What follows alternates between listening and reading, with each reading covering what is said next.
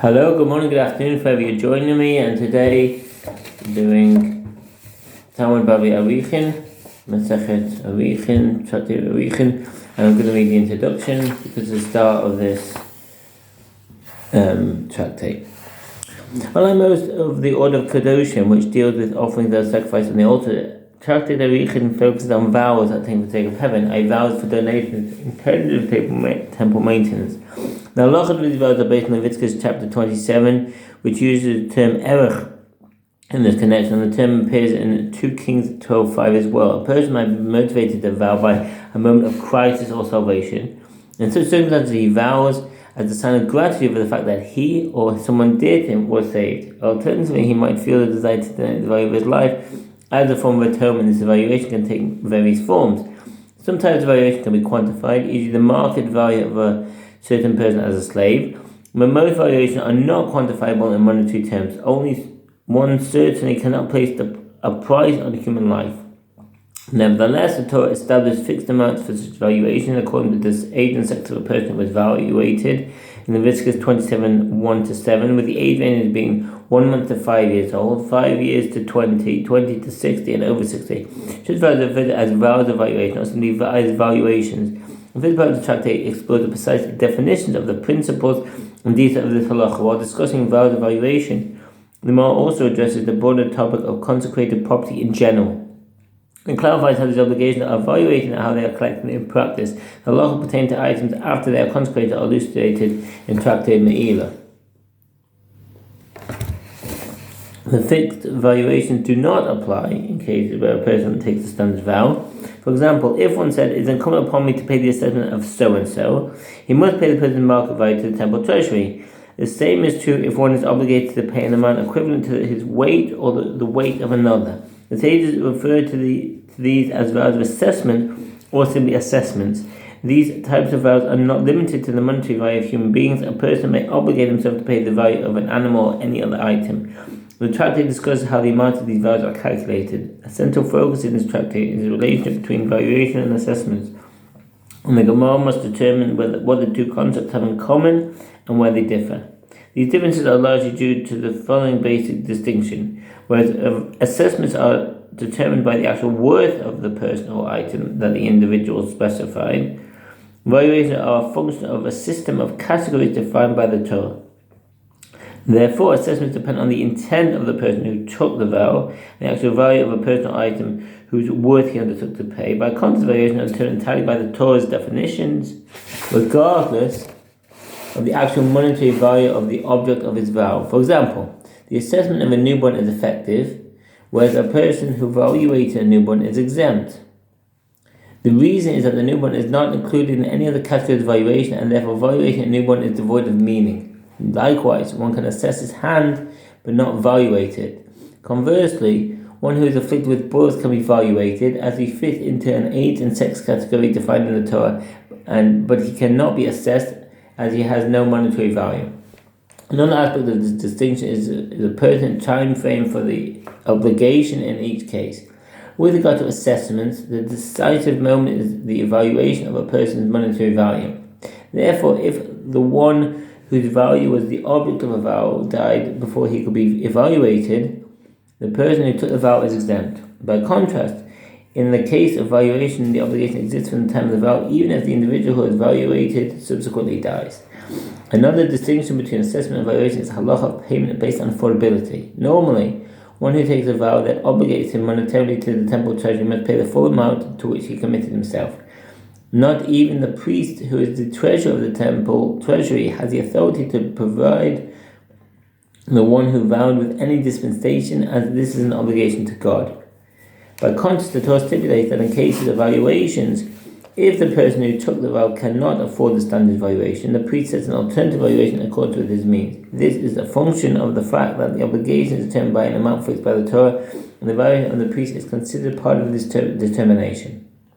Notwithstanding the fundamental distinction between the assessment and valuation share certain common aspects as well. It stems from the fact that they are both types of vows of consecration. The common aspects are as follows. First, just as one may request the dissolution of a standard vow, one may also seek the dissolution of a vow of consecration.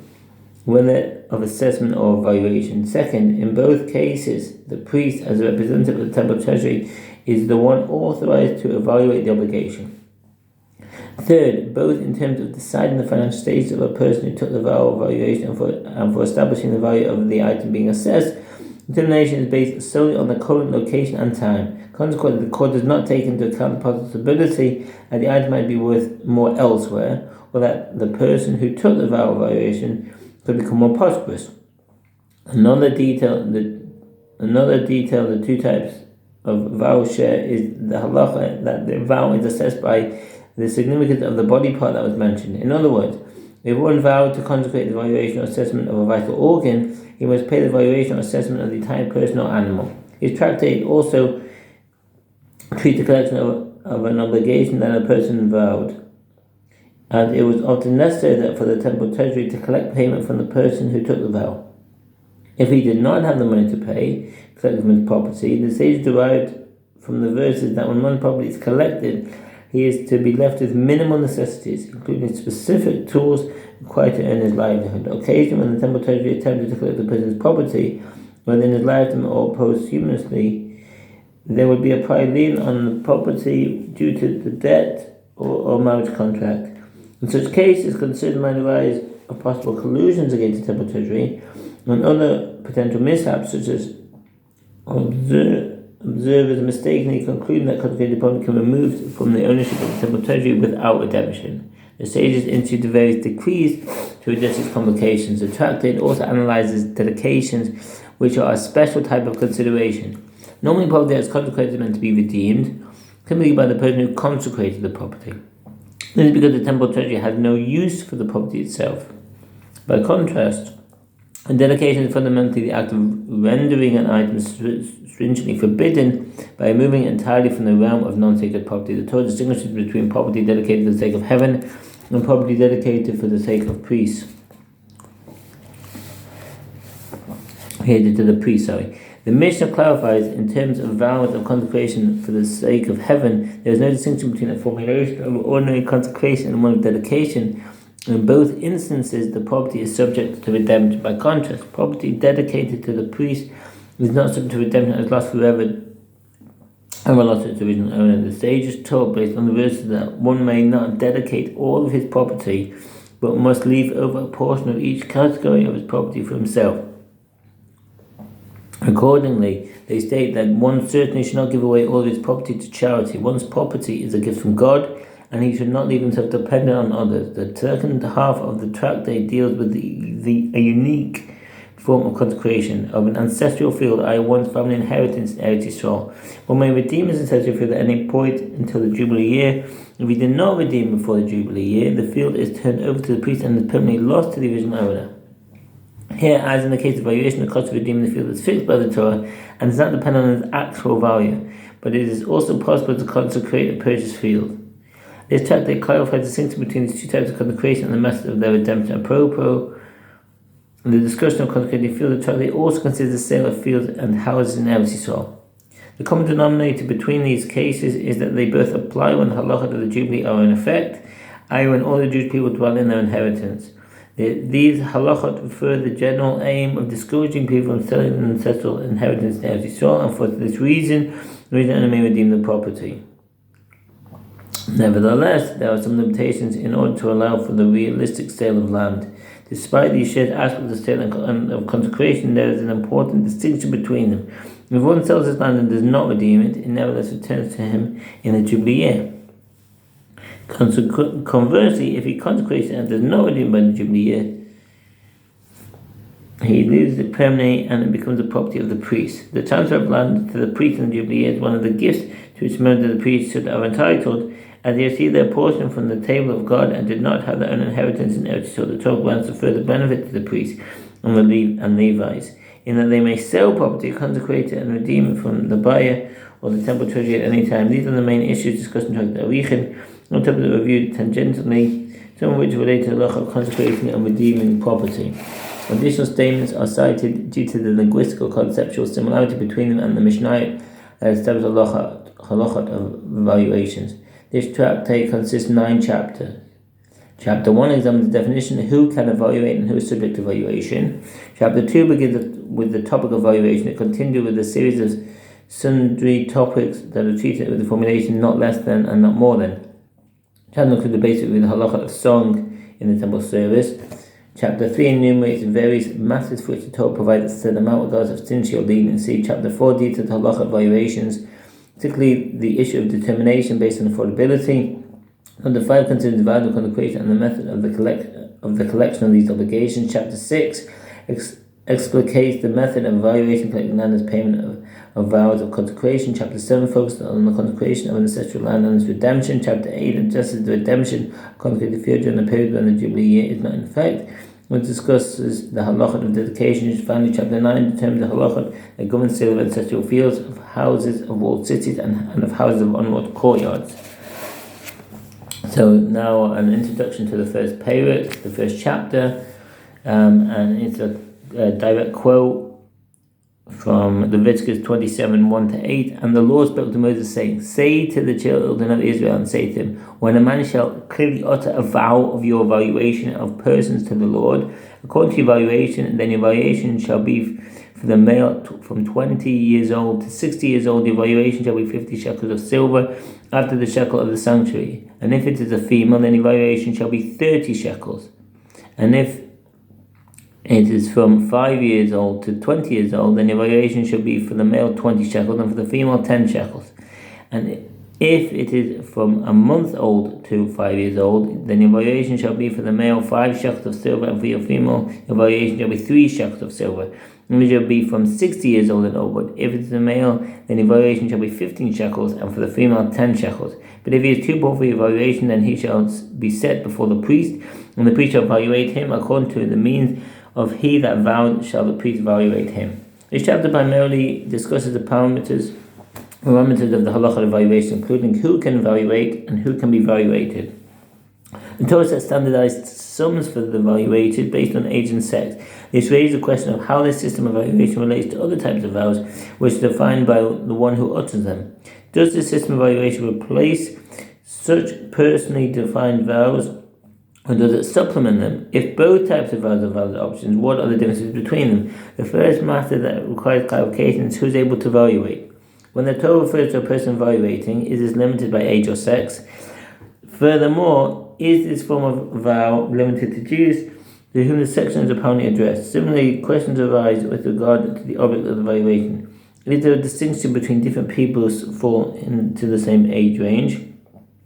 Can a repulsive man or one afflicted with boils be the object of evaluation? As the lowest sum prescribed in the Torah is for a month-old child, the Gemara explores whether there is any significance to a vow evaluating a child who is less than a month old.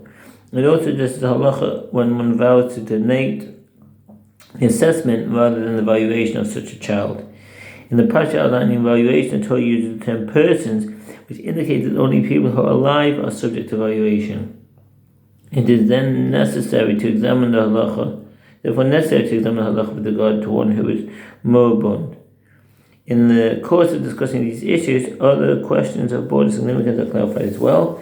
These include the matter of accepting donation from Gentiles, and the legal status of one who is moribund, the state of fetus, and other issues. So let's dive straight in. So the Gemara always starts in the second daf, and there's reasons for that, which you might want to look into. Everyone takes vows of evaluation and is obligated to donate to the temple treasury by the value fixed by the Torah, Leviticus 27, 3-7, for the age and sex of the person evaluated. And similarly, everyone is evaluated, and therefore, one who vowed to donate his fixed value is obligated to pay. Likewise, everyone who vows to donate to the temple treasury the assessment of a person based on his market value to be sold as a slave, and is thereby obligated to pay, and everyone is the object of a vow, if others vow to donate his assessment. This includes priests, Levites, and Israelites, and women and Canaanite slaves. So the footnote here: Kohanim, Leviim, Lithuanian. Priests and Levites can take vows of evaluation and can be evaluated, just like all other Jews.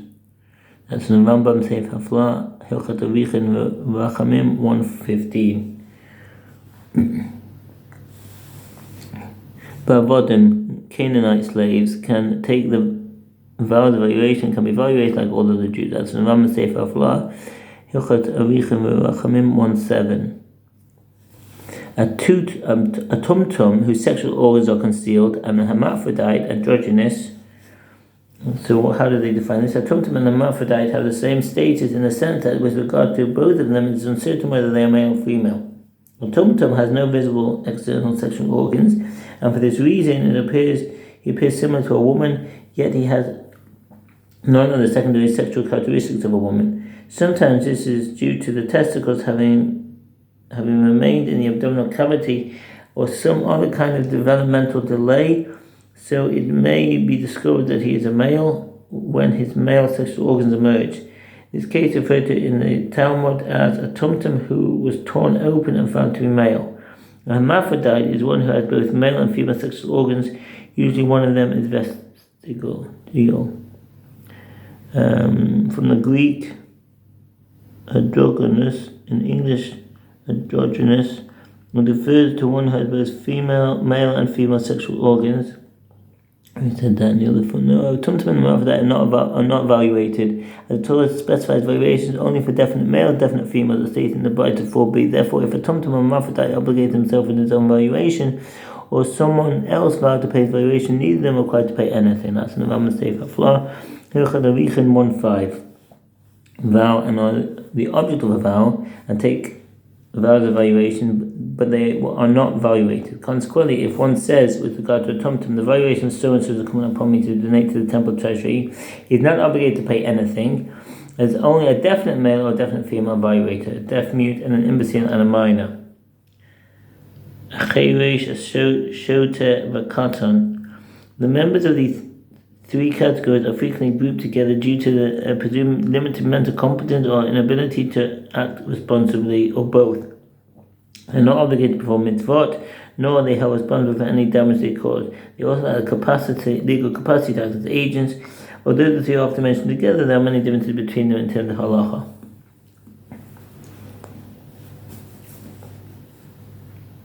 One who evaluates a deaf mute, an imbecile, or a minor is obligated to pay the other valuation according to his age.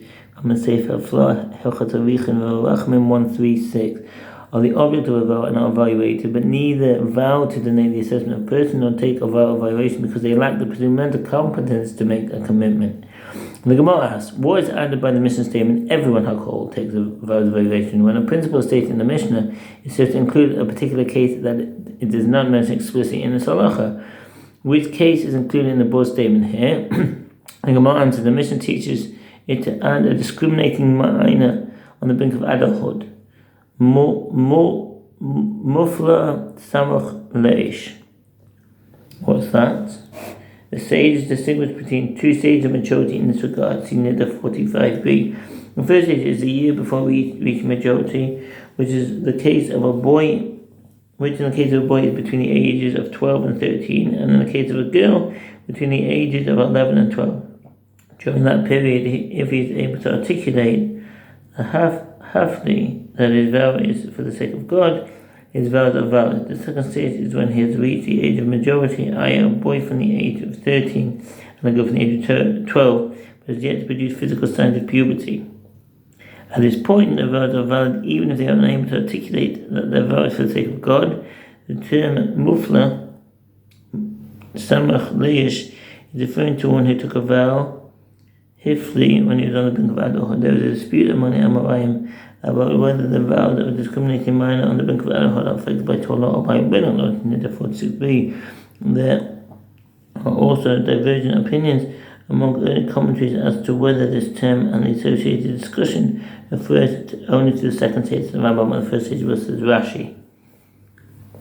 During the year before the minor reaches majority.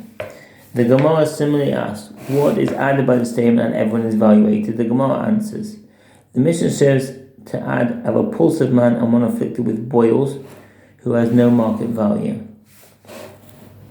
One who vows to pay the valuation of another is obligated to pay the fixed amount defined by the Torah in accordance with the age of the individual he evaluated. It makes no difference whether the person is healthy or ill, or even if he is repulsive with boils, blind, or an amputee, or otherwise blemished. I'm going to say for flow, Hilchot Arakhin 1:8. The Gemara explains why this addition is necessary. It might enter your mind to say, as is written in the verse, a vow of person to the Lord according to evaluation, Leviticus 27:2, which juxtaposes one who is evaluated to one who is the object of a vow. Anyone who is included in the category of assessments, i.e. he vows to pay his assessment he must pay to the temple, is also included in the category of evaluations, but anyone who is not included in the category of assessments is not included in the category of evaluations. Since these people of both a man and one afflicted with boils are not subject to assessment, and they have no market value, perhaps they are also not subject to valuation. Therefore, the Mishnah teaches us that these two are subject to valuation, as the same verse states. Person, the foshers, indicating anyone has any amount of life and never is subject to valuation. The Gemara further asks, what is added by the Mishnah statement, everyone vows to donate the assessment of a person? The Gemara answers, actually the statement is not necessary, it's necessary, but it is mentioned because of the continuation. Everyone is the object of a vow was necessary. The Gemara inquires, what then is added by the clause, and everyone is the object of a vow? If one would suggest that this serves to add a tumtum and a hermaphrodite, then that cannot be correct, as explicitly taught in the Mishnah itself. And if one would suggest it serves to add a deafening, an imbecile, and a minor, they too are explicitly taught in the Mishnah. And if you say that this clause serves to add the halacha that a child who is less than a month old, who is not subject to evaluation, never subject to assessment, this too is explicitly taught in the Mishnah 5a.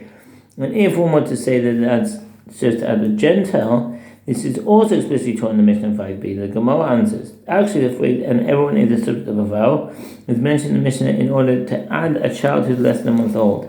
And the Mishnah teaches this halacha in general terms, and then it explains it in detail later. The Gemara inquired about similar general expressions that appear in other Mishnayot. What is added by the Mishnah in Menachos 93a? Everyone who brings an offering places hands. Nearly all animal offerings brought by an individual require placing of hands on his head, with the exception of the firstborn offering, animal tithe, and paschal offering. See Menachos 92a with respect to communal offerings. Immediately prior to the slaughter of the offering, the owner is required to place his hands on the head of the animal with all of his force and to confess over the offering in the temple courtyard. In the case of a peace offering, one recites matters of praise instead of confession. Maser Kabbalah 3:15. Only men are obligated to place their hands on offerings, and this must be performed specifically by the owner of the offering and not by his wife, age, nor slave. Despite the fact that this procedure is an integral part of atonement, failing to place hands does not prevent atonement in Menachos 93a to b on the head of the animal. Gemara answers, this clause serves to add that an heir places hands on the offering of the deceased, and the Mishnah is not in a contrary opinion of Rabbi Yehuda that an heir does not place his hand on an offering he inherited.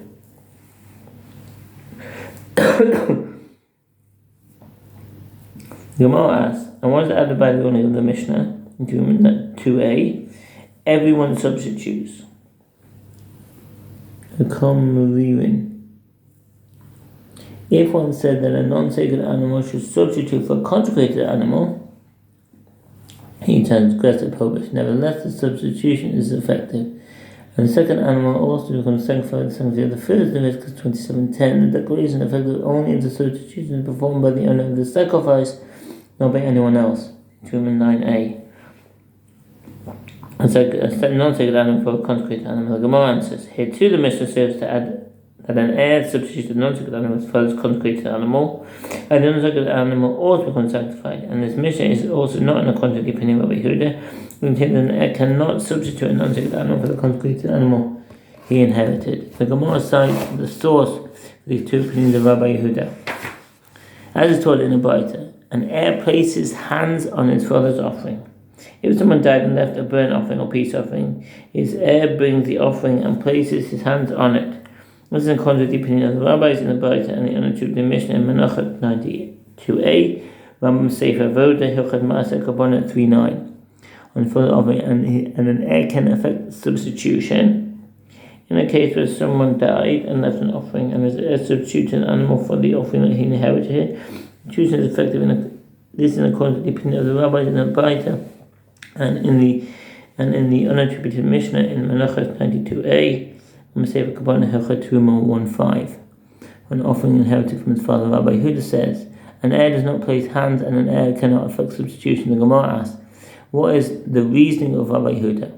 With regard to placing of hands, he expounds the term his offering, Leviticus 3:2, as teaching that one places his hands on his own offering, but not on his father's offering. And with regard to the ruling that an heir cannot affect substitution, Rabbi Yehuda derives the halacha of the initial state of consecration and substitution, in which a previously non-sacred animal is consecrated from the final stage of consecration. The act of placing hands, which is performed upon an already consecrated animal immediately before it is slaughtered. Just as with regard to the final state of consecration, an heir does not place hands, so too with regard to the initial state of consecration, an heir cannot affect substitution. And from where do the rabbis derive their opinion? The verse states, and if he shall substitute Hama Yamir,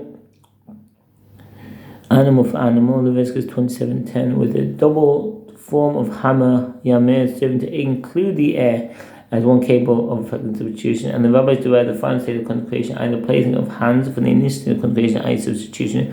Just with regard to the initial stage of consecration, an heir can effect substitution. So too with regard to the final state of consecration, an heir can place hands. The Gemara asks, and as for the rabbis, what do they do with this term, his offering, from which Rabbi Yehuda derives an heir does not place his hands? The Gemara explains how the rabbis expound each mention of the term, which appears 3 times in Leviticus 3:2, 7:12. One instance of his offering teaches that one places hands only on one's own offering, but not on the offering of a Gentile. Another instance of his offering teaches that one places hands only on one's own offering, but not on the offering of another person. The third instance of his offering serves to include all the owners of a jointly owned offering in the requirement of placing hands. Are they all required to place their hands on the offering? The Gemara clarifies. And how does Rabbi Yehuda respond to this claim? The Gemara explains that Rabbi Yehuda does not hold that one of the mentioned serves to include all the owners of a jointly owned offering in the requirement of placing hands. If 5 individuals bring an offering jointly, they must place their hands upon it. This ruling is in accordance with the Mishnah in Menachos 93b, Sefer Vod Hilchot Maaseh Kabbalah 3:9. Rather, one of the owners places hands on the offering on behalf of the entire group. Consequently, he is left with one spare mention of his offering, from which he derives that an heir does not place his hands. The Gemara adds, alternatively, one can say Rabbi Yehuda holds that one of the mentions serves to include owners of a jointly owned offering. And that's the end of the first Amud. I wish you all a very good day, good evening, and all the best. Bye.